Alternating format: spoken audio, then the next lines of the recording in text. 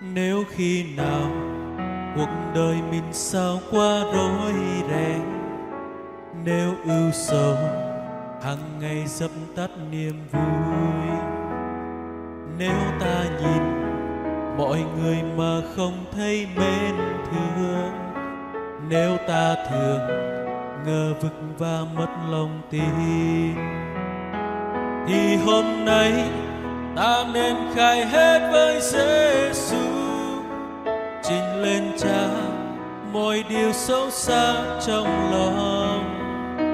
Chúa nhân từ thương nhậm lời van khấn thiết tha, đoái thương và làm sạch lòng hết tội nhớ. Nếu khi nào mình tìm từ ra những lối riêng để tu trì, chờ ngày ta biến thành tiên. Nếu ta gạt mọi lời dạy khuyên của Thánh Kinh, quyết theo đường trần tục đen tối triền miên, thì hôm nay ta nên thưa hết với Giêsu rằng lòng ta tràn đầy xấu xa kiêu ngạo. Chúa trên trời nhìn vào lòng ai biết khấn xin, biết khiêm nhường mời Ngài ngự xuống làm vua.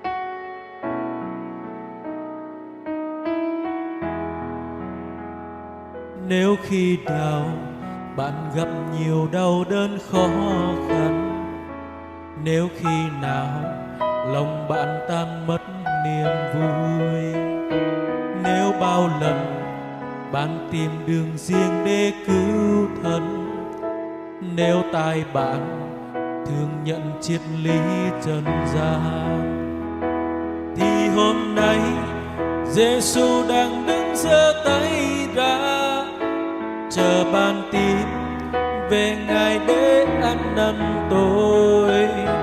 Chúa trên trời vì bạn mà xưa đã xa thân, máu tuôn tràn làm sạch đời sống buồn nhớ. Thì hôm nay Giêsu đang đứng giơ tay ra, chờ ban tin về Ngài để ăn năn tôi. Chúa trên trời vì bạn mà xưa đã xa thân, máu tuôn tràn làm sạch đời sống buồn nhớ.